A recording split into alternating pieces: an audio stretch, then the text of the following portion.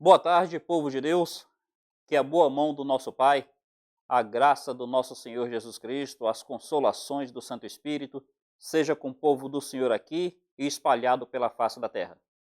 Quero nesse momento agradecer a atenção de todos vocês que dedicam seu tempo para estarmos juntos estudando um pouco da palavra do Senhor. Vamos começar nesse momento falando com Deus? Quero pedir oração pela vida da nossa irmã Ilza, irmão Idálio, irmã Nice, por Rebeca, os familiares aqui da igreja, posto que a mamãe dos nossos irmãos, Dona Maria, partiu para a eternidade ainda há pouco. Uma senhora de 96 anos, partiu em Cristo, louvado seja o Senhor por essa viva esperança e que haja conforto de Deus no coração dos familiares. Vamos falar com Deus então. Pai bendito, nós queremos dar ao Senhor honra e glória, louvor e majestade, porque a tua mão tem sido conosco, Pai. Temos desfrutado do teu cuidado. Ó Senhor, muito obrigado pelo privilégio de pertencer a ti. Deus, eu quero clamar pelos nossos irmãos que estão nos acompanhando agora, que o Senhor seja com cada um, ó Pai, que o Senhor esteja cuidando, ó Deus. Senhor, eu quero pedir a ti para que cuide dos nossos irmãos que estão passando por lutas, pensando em questão de enfermidade, o nosso irmão Clay, a nossa irmã Yaraí, Keilânia, o pequeno Martin, os seus pais. Pensando em luto, os familiares do irmão Valeriano, da irmã Terezinha. E agora, Pai, os nossos irmãos, Dona Ilza, Dona Nice, seu Idálio, Rebeca, Júnior, Juliano. Senhor, conforta o coração de cada um deles e dos demais familiares. Clamo ao Senhor pela nossa nação, tem misericórdia desse país. Clamo pela tua igreja espalhado pela face da terra. E clamo pela tua palavra que será estudada agora. Abençoa-nos, ó Pai. É a nossa oração no santo nome do Senhor Jesus Cristo. Amém, ó Deus. Amém. Meus irmãos, eu quero então estudar com todos hoje sobre as dispensações. Eu queria que você abrisse a sua Bíblia em Atos capítulo 1. É um verso introdutório. Atos capítulo 1, eu queria que vocês observassem o versículo 7. Desculpem, o versículo 6.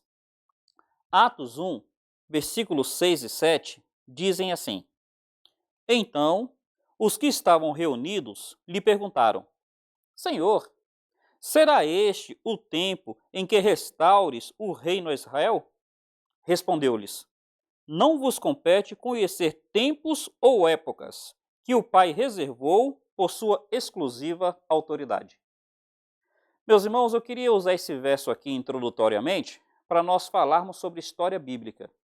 Então, nós vamos mostrar alguns textos da palavra de Deus e vamos mostrar a compreensão que temos desses textos.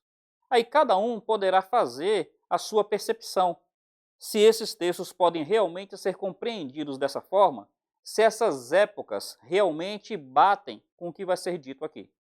Os discípulos, eles viram Cristo sendo crucificado, sendo ressurreto. Então eles consideraram se já era o período onde as profecias se cumpririam acerca do reino.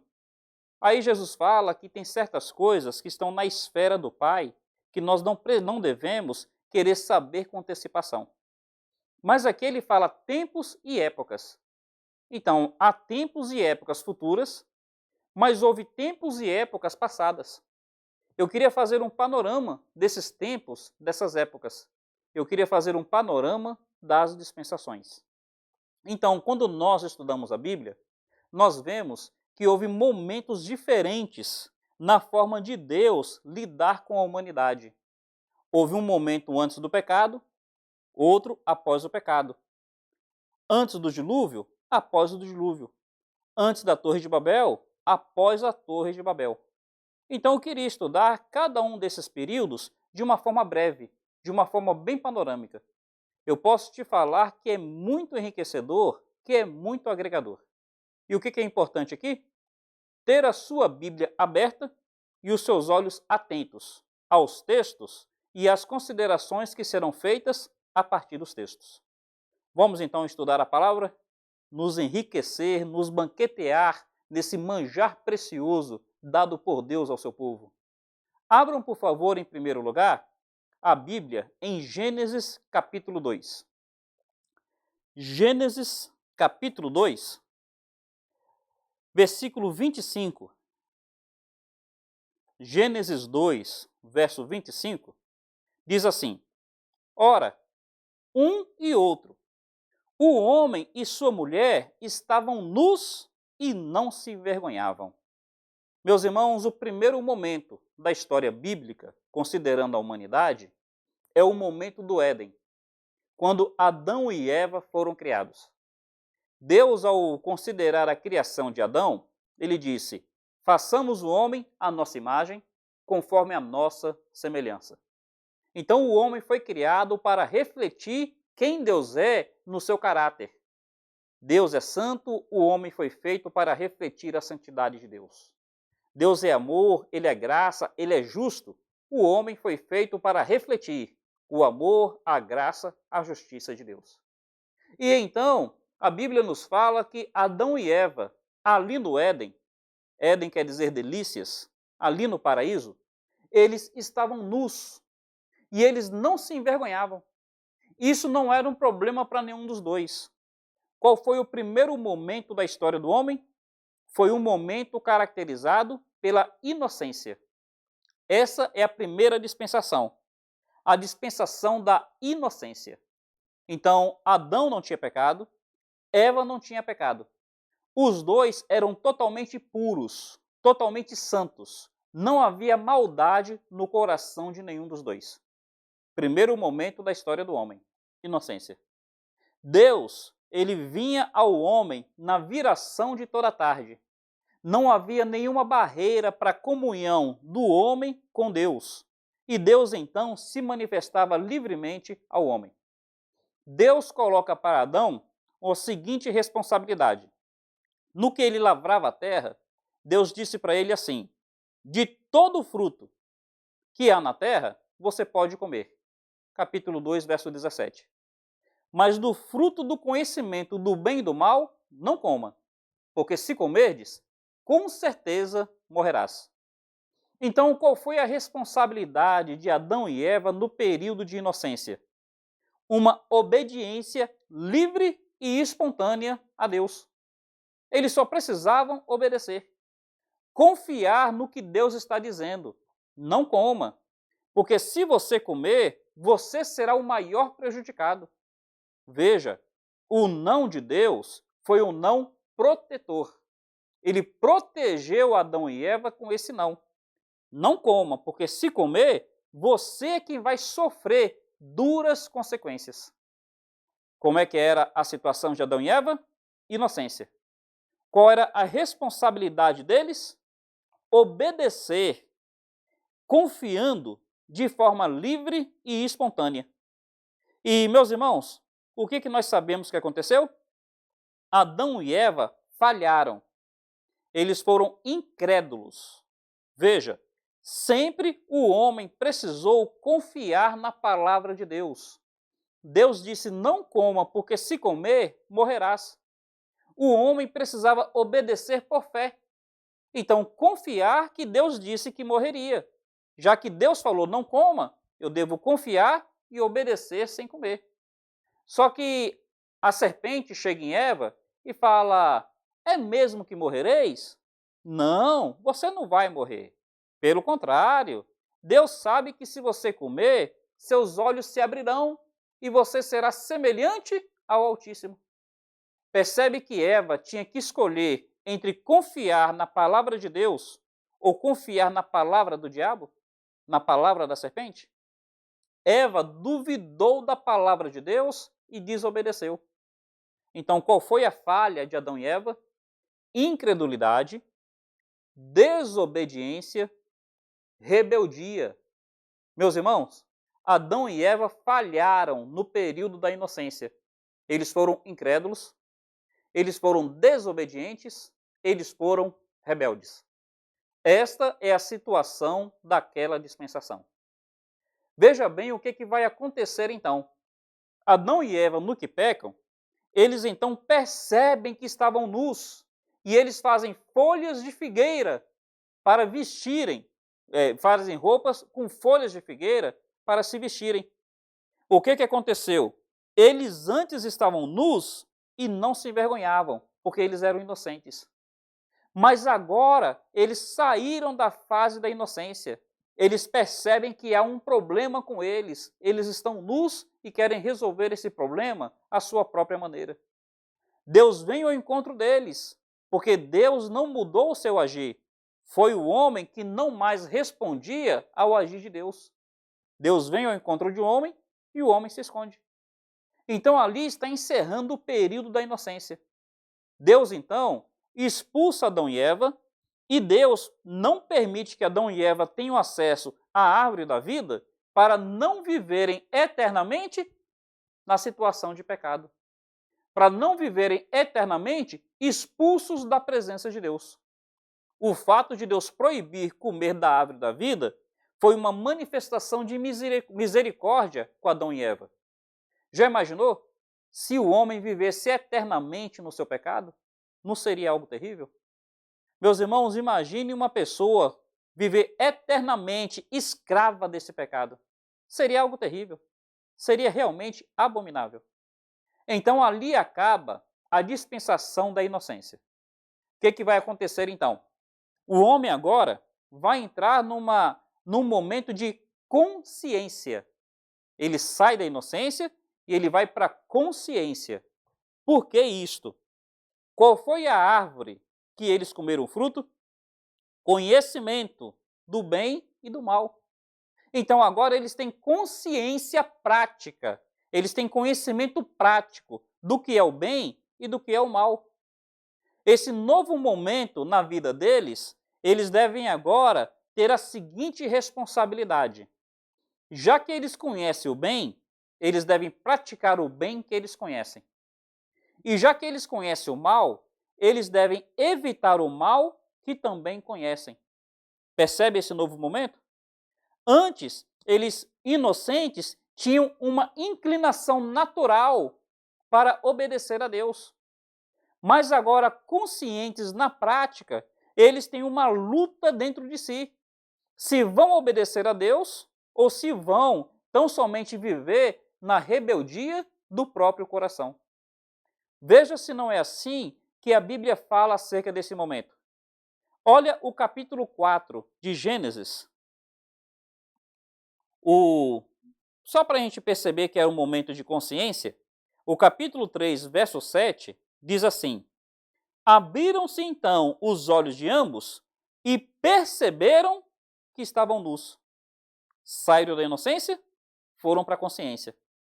Aí veja bem, na consciência, fazer o bem que conhece, evitar o mal que também conhece.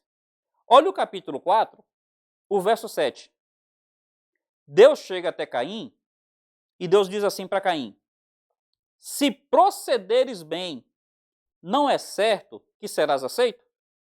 Se todavia procederes mal, eis que o pecado jaz à porta. O seu desejo será contra ti, mas cumpre a ti dominá-lo.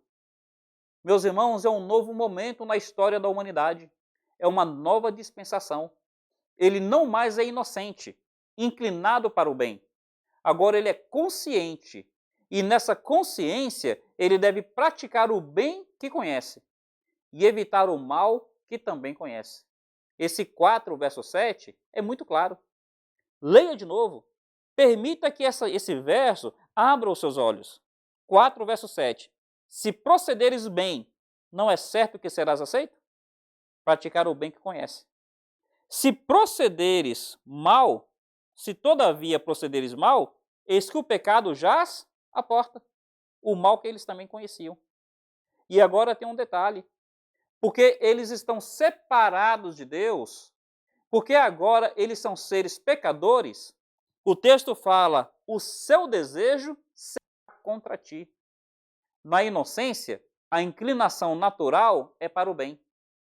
Na consciência, a inclinação natural é para o mal. E aí está dizendo: cumpre a ti dominar o teu desejo. Agora o homem é responsável, ele não é mais inocente. Ele é responsável em administrar o bem que conhece e evitar o mal que também conhece. Meus irmãos, é um novo momento, é uma nova dispensação. Como é que funcionou essa nova dispensação, esse novo momento? nós sabemos que Caim, ele mata Abel, ele vai tendo filhos, e quando chega no sétimo, que é Lameque, Lameque toma duas esposas. E ele fala assim: matei um homem porque me feriu, matei um jovem porque me pisou. Percebe que Lameque, ele não está buscando praticar o bem, mas está entregando-se voluntariamente ao mal? Então, o homem está mostrando qual é a inclinação natural que ele está permitindo que aconteça na sua vida. Ao invés dele se esforçar em praticar o bem, ele começa a se entregar ao mal. No capítulo 5 de Gênesis, fala da geração piedosa, a geração de Sete. Mas então, no capítulo 6, fala que os filhos de Deus viram que as filhas dos homens eram formosas. Já explicamos isso no passado. Capítulo 4, a geração ímpia de Caim. Capítulo 5, a geração piedosa de Sete. No capítulo 6, os filhos de Deus, geração piedosa de Sete, se casa com as filhas dos homens, geração ímpia de Caim. Percebe aí que o homem mais e mais está permitindo-se corromper-se? Aí Deus fala no capítulo 6, versículo 3. Ele fala assim: não contenderá o meu espírito para sempre com o homem, porque este é carnal. Meus irmãos, o que Deus está dizendo aí? Que na consciência, a responsabilidade era buscar o bem e evitar o mal.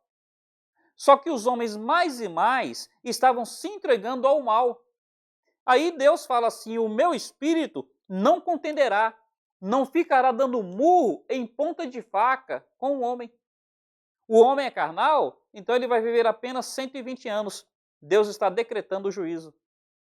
E o versículo 5 do capítulo 6 diz assim: viu Deus a maldade do homem sobre a terra, que havia se multiplicado, e que era continuamente mal todo o desígnio do seu coração. O que está acontecendo na dispensação da consciência?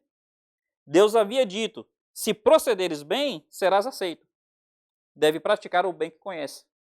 Se procederes mal, o pecado jaz à porta. Cumpre a ti dominar o teu desejo. Ao invés do homem, nessa dispensação, se esforçar, estava resistindo ao Espírito de Deus. Ao invés de permitir-se ser influenciado pelo Espírito de Deus, o homem estava resistindo. O Espírito de Deus não ia dar murro em ponta de faca. Deus vê que a maldade se multiplica e que era continuamente mal todo o desígnio do coração do homem. Como é que termina, então, a dispensação da consciência? Termina com a falha do homem, não querendo praticar o bem que conhece e, ao mesmo tempo, se entregando ao mal que também conhece. Meus irmãos, veja como é que a Bíblia está nos ensinando essa história bíblica, essa história da humanidade. Primeiro período, inocência, e o homem falhou. Segundo período, consciência, e mais uma vez, o homem falha. A história das dispensações vai sempre mostrar que o homem falha e precisa desesperadamente da graça e misericórdia de Deus. Vem então o juízo. E nesse juízo tem uma expressão de misericórdia em preservar Noé e sua família. Aí, quando Noé sai da arca, vai surgir um novo momento, um novo período na história bíblica. Primeiro foi inocência, depois consciência, agora será o governo humano. Olha o que Deus fala com Noé quando Noé sai da arca. Capítulo 9, versículos 5 e 6. Dizem assim: certamente requererei o vosso sangue, o sangue da vossa vida. De todo animal o requererei, como também da mão do homem. Sim, da mão do próximo de cada um requererei a vida do homem. Se alguém derramar o sangue do homem, pelo homem se derramará o seu, porque Deus fez o homem segundo a sua imagem. Meus irmãos, Deus está aqui decretando a responsabilidade do homem em preservar a vida humana, porque a vida humana é imagem e semelhança de Deus. Permita que esse verso fale ao seu coração. Versículo 6 fala: se alguém derramar o sangue do homem, pelo próprio homem se derramará o seu sangue, porque o homem foi feito à imagem e semelhança de Deus. Na outra dispensação da consciência, Caim mata Abel e fica por isso. Lameque mata duas pessoas e ficam por isso. A maldade se multiplica e a inclinação do coração do homem é continuamente má. Já agora, Deus está colocando sobre a humanidade a responsabilidade de preservar a vida. Não tem mais isso de Caim matar Abel e ficar por isso. Não tem mais essa de Lameque matar duas pessoas e ficar por isso. A partir de agora, Deus está dizendo que haveria a pena capital. Se uma pessoa matasse, ela deveria morrer, porque a vida que ela tirou é uma vida sagrada, é uma vida importante, a imagem e semelhança de Deus. Uma curiosidade, não quero discutir aqui pena de morte, mas você está percebendo que a pena de morte foi estabelecida por Deus. E a pena de morte foi estabelecida para preservar a vida. Já que a vida humana é tão importante, se alguém se constitui um risco para a vida humana, esse alguém deveria ser morto. É o que o texto está dizendo. Meus irmãos, esse terceiro período é o período da responsabilidade do governo humano. Então, o homem agora, ele deveria caminhar sob uma autoridade instituída por ele mesmo. E essa autoridade deveria preservar a vida, reconhecendo que a vida humana foi feita à imagem e semelhança de Deus. A vida é sagrada. Como é que essa dispensação vai terminar? Quando você observa o capítulo 10, versículos 8 a 9, diz assim: Cush gerou a Nimrod, o qual começou a ser poderoso na terra. Foi valente caçador diante do Senhor. Daí dizer-se, como Nimrod, poderoso caçador diante do Senhor. Princípio do seu reino foi Babel, Ereque, Acade e Calné, na terra de Sinar.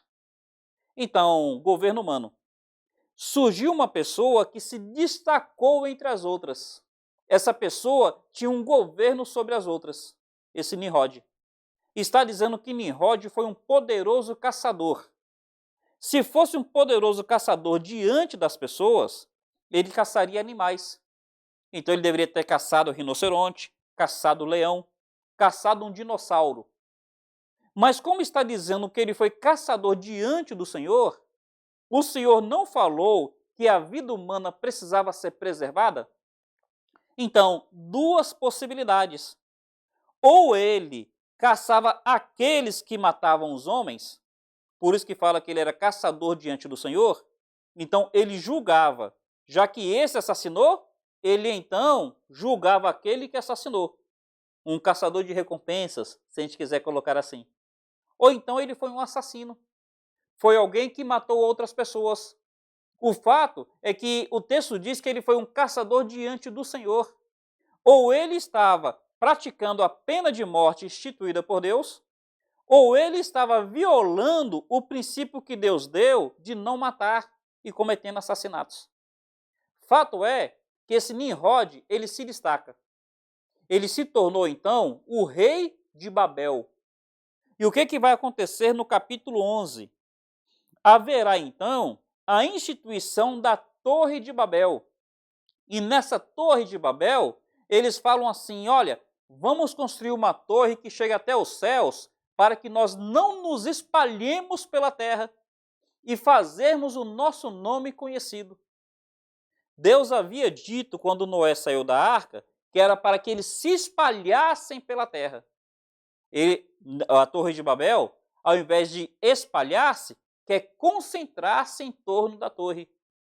E ao invés de fazer a imagem de Deus conhecida, eles queriam que o nome deles fosse conhecido. O que a gente vai perceber?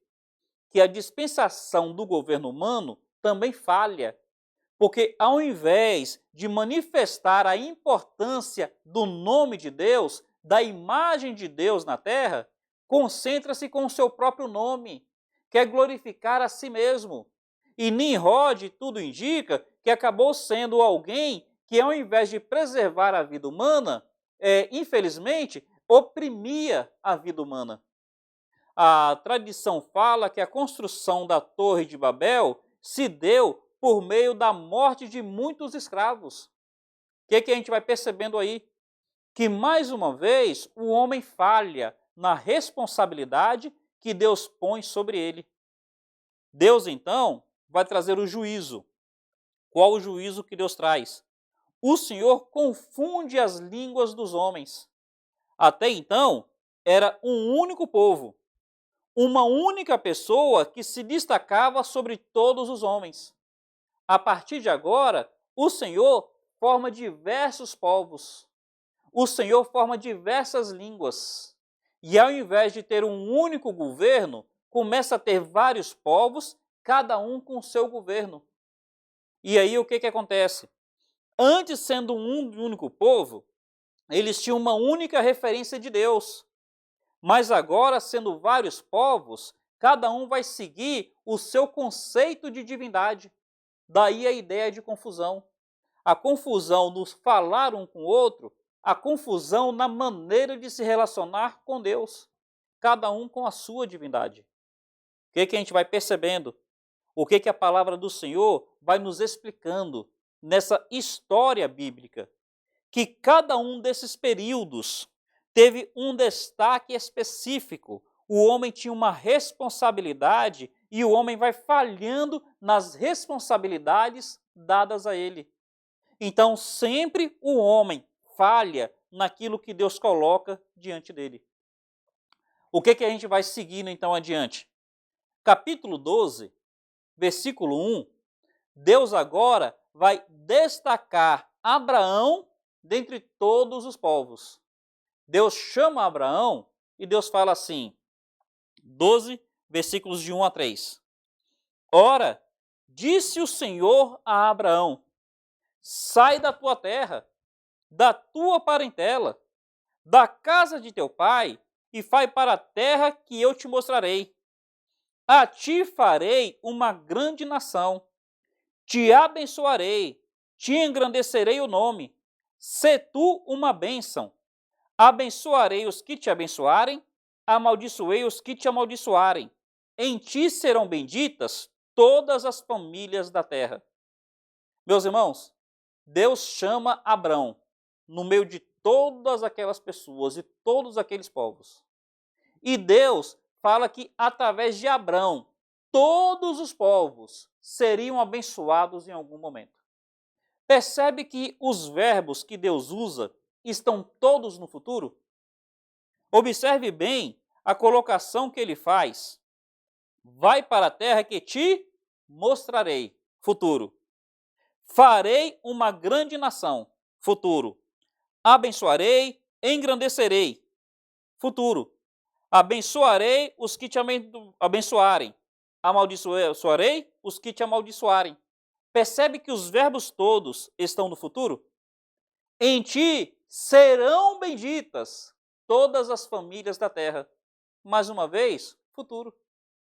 Percebe aí que tudo está no campo das promessas? Esse é o novo período. Primeiro período, inocência. Segundo período, consciência. Terceiro período, governo humano.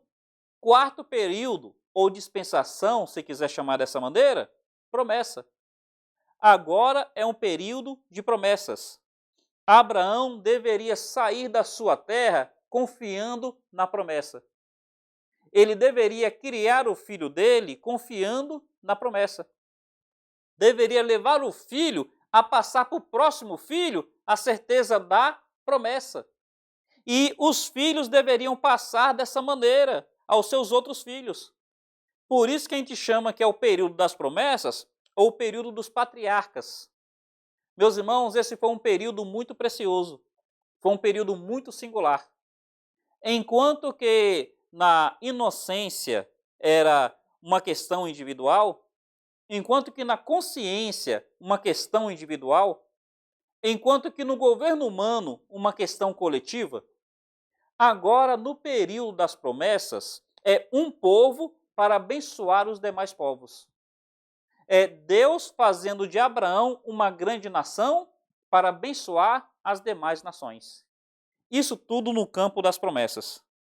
Qual era a responsabilidade do período dos patriarcas? Qual era a responsabilidade daqueles que criam nas promessas? Eles tinham a responsabilidade de confiar e descansar. Então Abraão deveria sair de Ur dos Caldeus, um dos grandes centros daquela época, e andar entre diversos povos, andar pelo deserto. Como é que ele andaria? Confiando e descansando em Deus. Confiando na proteção. Os outros povos não fariam mal a Abraão, ele confiava em Deus. Confiando na provisão. O Senhor cuidaria das suas necessidades no deserto. Então, a responsabilidade era confiar e descansar. Teria períodos de esterilidade. Percebe que a mulher de Abraão era estéril? A mulher de Isaac era estéril? A mulher de Jacó era estéril? Meus irmãos, os três patriarcas, todos os três tiveram que lidar com a esterilidade, porque era um período onde eles precisavam confiar e descansar. Abraão, Deus falou que você vai ser pai. Confia que você vai ser pai, descansa nele. Isaac, Deus falou que você vai ser pai. Confia que você vai ser pai, descansa nele. Jacó, Deus falou que a nação virá de você. Confia e descansa nele. E interessante que Deus honrou 3 mulheres estéreis. As 3 engravidaram e tiveram filhos. Então, a responsabilidade era confiar e descansar no cuidado e na provisão de Deus. Proteção e provisão. Nesse período, eles precisavam se esforçar para não permitirem-se ser influenciados pelos povos que haviam naquela região. Por exemplo, Ló permitiu que ele e sua família fossem influenciados por Sodoma. Abraão, Isaac, Jacó, seus filhos, não podiam permitir-se ser contaminados por aqueles povos, confiando na promessa de que eles seriam um povo diferente.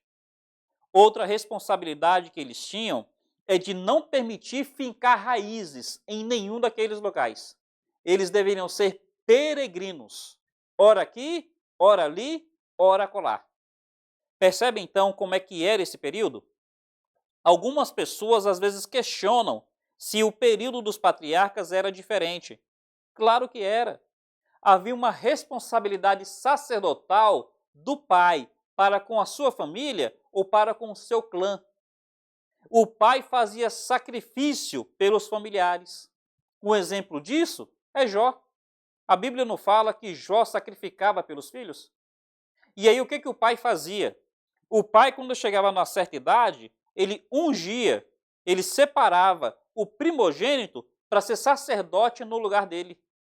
Um exemplo disso está no período de Juízes. Já não é o período patriarcal, mas o costume permaneceu. Lembra de Milca, capítulo 16 de Juízes? Ele tinha um ídolo do lar, idolatria, mas mostra o costume que havia. Ele pega o filho mais velho, o primogênito, e faz do filho um sacerdote. Isso é claro do período patriarcal. Então, meus irmãos, esse é o período que o povo, que Abraão, Isaac, Jacó e os filhos de Jacó vivenciaram. Eles precisavam confiar na promessa do Senhor, de que Deus que os havia chamado, Deus iria cumprir a sua promessa. Como é que eles falham? Porque todas as dispensações houve uma falha do homem na responsabilidade que lhe foi dada. Abraão creu, mas ao mesmo tempo que Abraão creu, Abraão também falhou várias vezes. por exemplo, não deveria confiar na proteção de Deus? Lembra que por 2 vezes Abraão manda a esposa dele mentir, dizendo que era sua irmã? Então chegaram primeiro no Egito, depois chegaram ao povo de Abimeleque. No caso do Egito, ele falou: olha, lá no Egito você fala para o povo que você é minha irmã e não a minha esposa. Sara fez isso e Sara foi levada para o harém do Egito. Quando chega lá em Abimeleque, da mesma maneira. Só que Deus revela para eles que era mulher de Abraão e o cuidado de Deus não permitiu que a mulher de Abraão fosse abusada sexualmente em nenhuma das situações. Quer dizer, Abraão não confiou nesse sentido, não descansou na proteção de Deus, mas Deus protegeu a si mesmo. Eles também falharam, muitas vezes, Isaac também mentiu dizendo que a esposa dele era sua irmã. Eles falhavam em confiar na proteção de Deus. Eles permitiam-se serem contaminados com os povos à sua volta. Por exemplo, lembra que Jacó tinha uma filha? Aí essa filha, ali em Gênesis capítulo 34, ela queria sair para saber como é que as meninas da terra viviam. Aí a filha dele sai e é abusada sexualmente. Olha aí, eles deveriam ser diferentes dos povos da terra, mas eles queriam ser iguais. Mais lá na frente, Jacó tem a sua esposa chamada Raquel, e quando eles vão sair da casa de Labão, Raquel rouba um ídolo da casa de Jacó, da casa de Labão. Mais lá na frente, capítulo 35, quando Deus chama Jacó para voltar a Betel, Jacó fala para que a família tirasse do meio deles todos os ídolos que houvessem entre eles. Aí fala que os ídolos foram enterrados debaixo do carvalho que está em Manré. Quer dizer, ao invés deles preservarem a confiança, o descanso, a obediência a Deus nesse período de promessas, nesse período patriarcal, várias vezes eles demonstraram falhas em confiar totalmente no Senhor. Porque todas as dispensações terminaram com falhas. O fato de Jacó com seus filhos irem para o Egito, em si não foi um problema. Porque eles foram para o Egito para passar o período da fome. Só que eles deveriam ser peregrinos. Lá no Egito, o que eles fazem? Eles ficam raízes. O período da fome eram mais 5 anos. Ao invés de 5, eles ficaram 400 anos no Egito. Percebe aí a falha? Fincar raízes. Era o período de peregrinação na promessa de que herdariam uma terra. Ir para o Egito em si não foi um erro, porque era o período da fome. Havia mais 5 anos de fome. Agora, fincar raízes em qualquer local, fosse no Egito ou algum outro, aí foi a falha do período dos patriarcas. Então, meus irmãos, todos os períodos terminaram com falha. Eis aí mais uma falha no período patriarcal. Eu quero correr, porque talvez eu não termine hoje, mas vamos nos apressar um pouco mais. Desculpa se a gente alongar um pouquinho na nossa live de hoje. Vamos então para o próximo período, que é o período da lei, período de Israel. Capítulo 19 de Gênesis, de Êxodo. Capítulo 19 de Êxodo, a partir do verso 4, diz assim: Tendes visto o que fiz aos egípcios, como vos levei sobre asas de águia, e vos cheguei a mim. Agora, pois, se diligentemente guardardes a minha aliança e ouvirdes a minha voz, então sereis a minha propriedade peculiar dentre todos os povos, porque toda a terra é minha. Vós me sereis reino de sacerdotes e nação santa. São estas as palavras que falarás aos filhos de Israel. Veio Moisés, chamou os anciãos do povo, expôs diante deles todas essas palavras que o Senhor lhe havia ordenado. Então o povo respondeu: tudo o que o Senhor falou, faremos. Meus irmãos, até então era um período de promessa. As pessoas só precisavam confiar na promessa. Deus tira o povo de Israel do Egito por causa da sua aliança com Abraão, período de promessa. Aí Deus chega no versículo 4 do capítulo 19 e fala: tendes visto o que eu fiz? Como eu tirei vocês do Egito, vos levei com asas de águia. Meus irmãos, isso tudo Deus fez pela graça. Não dependeu de Israel. Então Deus está dizendo: olha, até agora eu agi com vocês por causa da promessa que eu fiz a Abraão. Aí no verso 5 ele fala: agora, daqui para frente, se vocês diligentemente ouvirem a minha voz. Percebe aí uma mudança?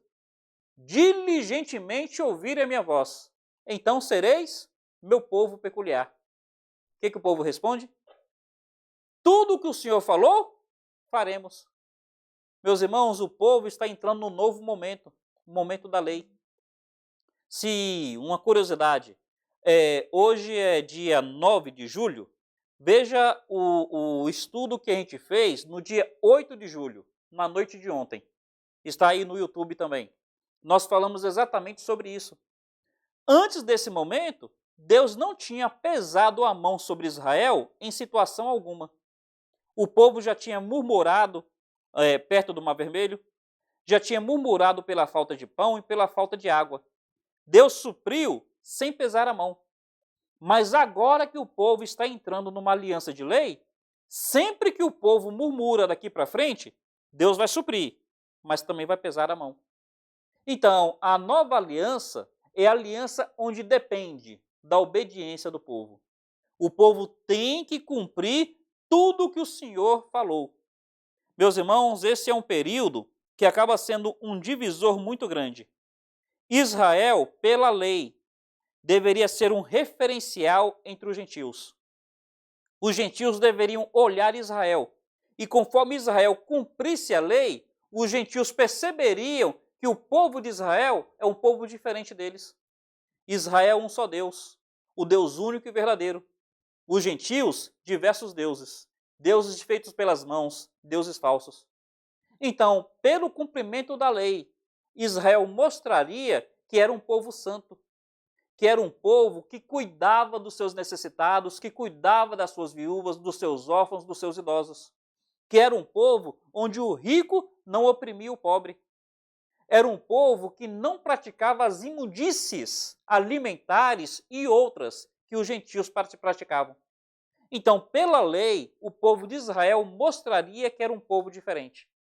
Israel quis entrar nessa aliança. O que acontece? Nós sabemos que o povo de Israel, ele já começa falhando logo no início. Deus fala: não terás outros deuses diante de mim? Em menos de 40 dias, o povo de Israel faz um bezerro de ouro. Então, eis aí a aliança feita pela dispensação da lei, que o povo já começa falhando. Aí nós percebemos que o povo de Israel falha, naquele período dos juízes também, pelo círculo vicioso. O povo de Israel está servindo ao Senhor, é liberto dos inimigos.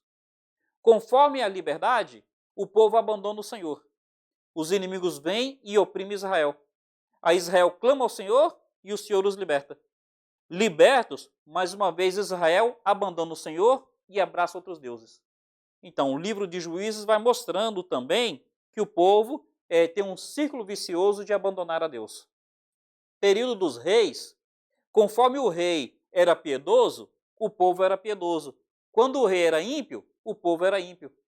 Então, sucessivamente, abandonando a Deus, chegando ao ponto de abraçar o culto a Baal. Salomão, muitas mulheres, cada mulher tinha o seu Deus, Salomão fez altares a todos aqueles deuses. E culmina então com a profanação do ano sabático, que Deus havia dado na lei.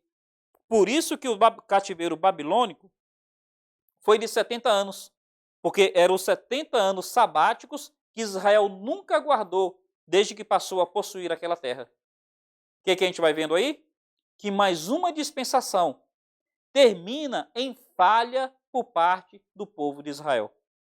Meus irmãos, vamos então para a sexta dispensação, que é o período da igreja. E a gente está caminhando para o final.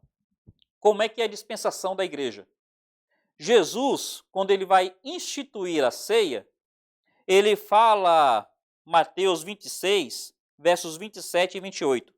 Ele diz assim: a seguir tomou um cálice e, tendo dado graças, o deu aos discípulos, dizendo: bebei dele todos, porque isto é o meu sangue, o sangue da nova aliança, derramado em favor de muitos para a remissão dos pecados. Eis aí a nova dispensação. É chamada dispensação da graça, porque é uma dispensação onde nós desfrutamos uma relação com Deus não baseado na lei de Moisés, mas na graça do Senhor Jesus Cristo. O que a gente percebe de diferente nessa dispensação? João capítulo 1, versos 11 e 12, é dito assim: ele veio para os seus, os judeus. Os seus não o receberam, mas a todos quantos o receberam, foi-lhes dado o poder de serem feitos filhos de Deus. Agora já não é uma questão de um povo específico.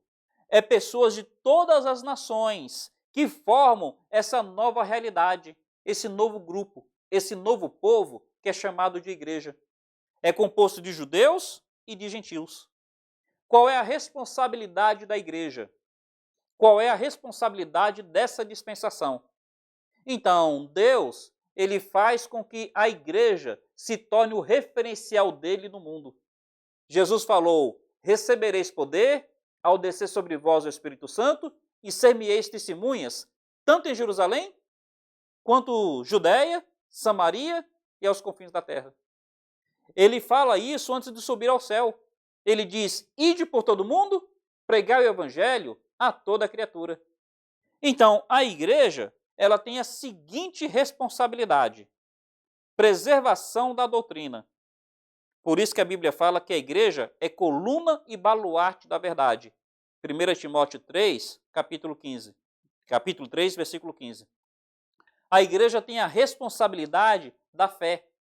Crê no Senhor Jesus Cristo e será salvo. A igreja, ela tem a responsabilidade da conduta. Vós sois o sal da terra e a luz do mundo. A igreja tem a responsabilidade do serviço fiel em amor. Meus irmãos, quando nós olhamos as 7 cartas do Apocalipse, nós percebemos que, infelizmente, em cada um desses aspectos, a igreja errou de alguma forma. Em alguns momentos, era falha na questão da fé, a igreja de Tiatira. Em outros momentos, na questão da doutrina. Em outros momentos, a questão do amor. O fato é que aquele período das igrejas termina com Laodiceia, dizendo: eis que estou à porta e bato. Se alguém ouvir a minha voz e abrir a porta, eu entro. Então, o período da igreja, ainda que pela graça do Senhor, tem a igreja triunfal, que são todos os remidos que serão arrebatados, também tem a falha humana, que é a igreja nominal, a igreja de Laodiceia, Jesus Cristo do lado de fora e a igreja não percebe. Então, Jesus disse: quando o Filho do Homem vier, porventura achará fé na terra? Jesus falou que se o sal ficasse insípido, seria pisado pelos homens. Aí, o período da igreja, pela graça do Senhor, será sempre pura e imaculada a igreja invisível, a igreja que será arrebatada. Mas pela falha do homem, será um período também que terminará em apostasia. Lembra que Paulo falou que o anticristo não se manifestaria sem que primeiro viesse o mistério da iniquidade, a apostasia? Então, meus irmãos, o período da igreja também terminará em falha. Misericórdia do Senhor seja sobre nós. Mas sempre contando com a boa graça de Deus em cada uma das dispensações. Virá então a última dispensação, que é a dispensação do milênio. Como será o momento do milênio? Milênio se dará assim: Satanás será preso. Não haverá mais um tentador para atrapalhar o caminhada do homem. Satanás será preso. A terra será restaurada. Lembra aquela maldição do Éden? Maldita é a terra por tua causa? A terra não terá mais a maldição. E o Senhor Jesus Cristo estará reinando visivelmente. O Senhor Jesus Cristo estará reinando sobre a terra. O mundo verá claramente o cumprimento de todas as promessas. Meus irmãos, a Bíblia fala que uma criança brincará com uma cobra. Fala que uma pessoa, se morrer aos 100 anos, terá morrido ainda jovem. Fala que será um período onde o leão passará junto com o boi. Então, será um período de paz e abundância em toda a terra. Só que sempre termina com fracasso. Como é que será o final do milênio? Satanás será solto e Satanás arregimentará várias pessoas que, mesmo vivendo o milênio, um local onde as promessas se cumprem, onde dá para perceber Cristo reinando, mesmo assim haverá pessoas que se rebelarão, porque todas as dispensações terminam com o fracasso humano. É onde virá o juízo final, virá o trono branco, e a partir daí sim haverá novos céus e nova terra. Meus irmãos, eu fiz um panorama bem rápido. Eu espero que tenha sido uma percepção clara dessa história bíblica. Espero que você tenha percebido que não está vindo nada de minha cabeça. É tudo o que os textos ensinam. Gostaria muito que tenha sido enriquecedor no seu coração. Se houver alguma maneira da gente deixar ainda mais claro, coloque aí nos comentários que a gente vai mastigar um pouco melhor ainda em tempo oportuno. Amanhã nós faremos um resumo, faremos uma conclusão dessa semana que estivemos estudando sobre dispensações. Que Deus abençoe a cada um dos irmãos. Peço desculpa por ter adiantado no horário hoje. Vamos falar com Deus. Pai amado, muito obrigado pela tua palavra, porque ela é viva, ela é eficaz, ela é preciosíssima. Quero agradecer por cada um dos nossos irmãos que estiveram nos acompanhando, que o Senhor esteja alimentando os seus corações, enriquecendo a sua alma e abrindo os olhos para ver as maravilhas da tua lei. Seja com a tua nação, com a tua igreja, Pai, e seja com essa nação. É a nossa oração em nome do Senhor Jesus Cristo. Amém, Senhor. Amém. Meus irmãos, um carinhoso abraço. Deus abençoe todos vocês. Até amanhã, em nome do Senhor Jesus. Até mais.